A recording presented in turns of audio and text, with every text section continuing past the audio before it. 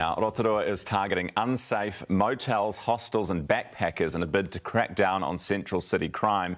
The council wants to bring these types of accommodation providers into the city's housing accord and reduce the number of emergency housing motels to near zero. With new ministers waiting in the wings, this is government ministers, should this be the plan going forward? We're going to speak now to Backpacker Youth and Adventure Tourism Association and Rotorua, New Zealand brand marketing manager Hayden Mariner this morning. Hayden, good morning. Hey, morning, Afano. How you doing? Really well, thank you. Just before we get into this, I want to make clear that we have reached out to Tanya Tapsell, who's the Rotorua Mayor, and she's made some comments about this issue, which she's kind of put on pause while the new government gets its feet under the desk and sorts itself out, and then she's going to try and negotiate with them. So it sounds like there's a little bit still up in the air here. But can you just tell us what the situation is at the moment, what the problem is when it comes to particularly your hostels and your backpackers?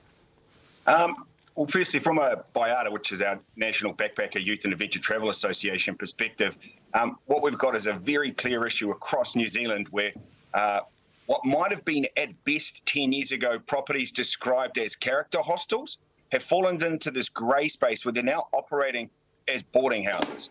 And they fall under a completely separate piece of legislation, mostly the Healthy Homes Act. And so here it meant is that properties which were only licensed to look after people for 28 days have been offering long-term tenancies. Now, because of the volume of people that we've seen come into Rotorua as a result of emergency housing, they've been shifted into these long-term accommodation hostels or boarding houses now. And what we've seen is a spike in incidences around these hostels. And that's not a problem that's just unique to Rotorua.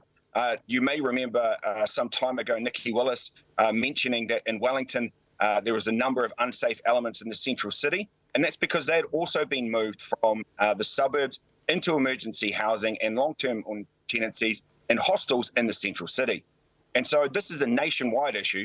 And we want to really applaud the Mayor of Rotorua for actually standing up and identifying this, because there's a real danger here to brand New Zealand if these properties continue to act as both long-term boarding houses and as mixed-use hostels, because we're then having a collision of two completely separate worlds, all in the same kitchen, all at the same time. And that's where there's a real danger for our visitors, our manuhiri, and it also means that these properties are no longer fit for purpose. So well done, Mayor Tapsell, and well done to Rotorua Lakes Council for grabbing hold of this, because it's an issue that's across New Zealand.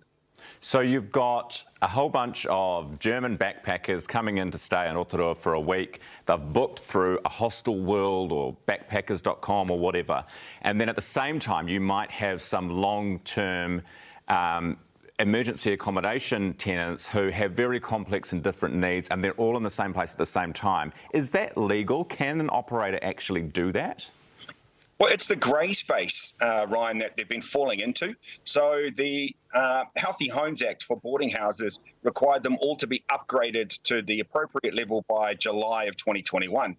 But we all know what July of 2021 was like. And so these hostels are sitting in that grey space where they are able to use the short-term accommodation legislation where they aren't fit for purpose, while also then offering tenancies of over 28 days.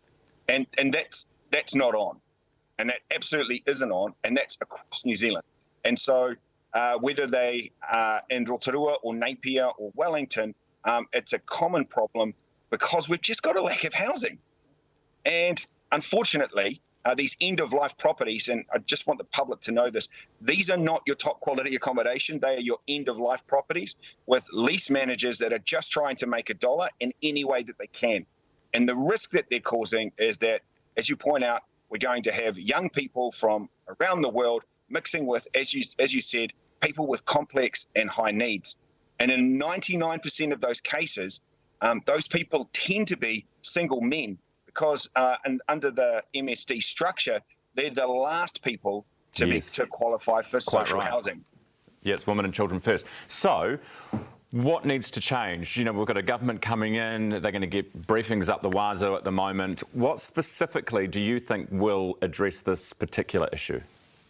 Oh, this is not a tourism issue. This is a housing supply issue, and it needs to be addressed from a couple of spaces. Firstly, for hostels and backpackers, our association would love to see a recategorisation of these places. They are boarding houses in the old 1950s style boarding house. That's what they are, which means they cannot be offering short-term tenancies. Also means, as boarding houses, that they have to be up to code and specs, that they are fit for purpose. Secondly, like anyone else in New Zealand, we'd love to see more houses built, but at the same time, we just can't add more supply at the bottom if we're not addressing what's happening at the top end, which is a phenomenal and unbelievable growth of the unregulated peer-to-peer accommodation space, which is Airbnb. If you look at Queenstown, for example, they're building more houses, but those new houses are going straight into Airbnb. And that doesn't increase the housing supply, it just increases the Airbnb supply. So that space also needs to be regulated so that we can create a level playing field for commercial operators and at the same time try and address the rental housing issue in regional and urban New Zealand.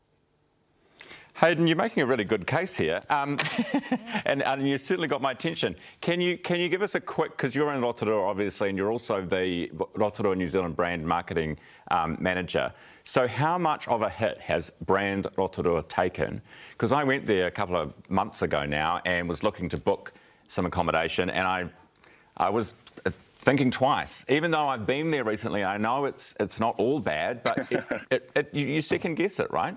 Oh, absolutely. We've calculated that there's been a $117 million loss to it just on reputation alone, and that's perception, though. Everybody gets here, and the perception is that they're going to walk into Mad Max, and what they get is an awesome holiday. Rotorua rocks. Last week, we just had 7,000 people here for the largest mountain bike race in the Southern Hemisphere, the Waka 100. On top of that, we had the New Zealand Filipino Festival over the long weekend, which had 6,000 people. No, 0 incidents. The weather was mint and it was awesome. And so Rotorua's reputation is really perception-based, and it's not grounded in reality. But what our mayor is doing, and she needs to be applauded for this, as does our entire council, is that they are not shying away from taking on big issues. And these big issues have been festering in the background, and they're causing that loss of confidence, which, as you mentioned, when you came to Rotorua, affected your ability to want to book and stay. Rotorua is awesome. We recommend it to everybody. Great place to live and work. And Ryan, you mentioned last week, I think, on the show, because I watch you, that one of your bucket list activity was to go rafting. We've talked to the boys at Rotorua Rafting, Sammy Sutton and them. They'd love to host you anytime you want to come down with your partner. Melissa, if you're wanting to come, we're now New Zealand spa capital. We've got the most spas, including a brand new $60 million Waiariki. So if there's an opportunity for you guys to come down, Rotorua NZ wants to be friends of the show. I don't mind. We love looking after our manuhiri, and you guys are definitely part of that fun. Oh, thank you, Hayden. Hayden, you have earned your money this morning. This is Backpacker Youth and Adventure Tourism Association and Rotorua New Zealand Brand Marketing Manager Hayden Mariner from Rotorua.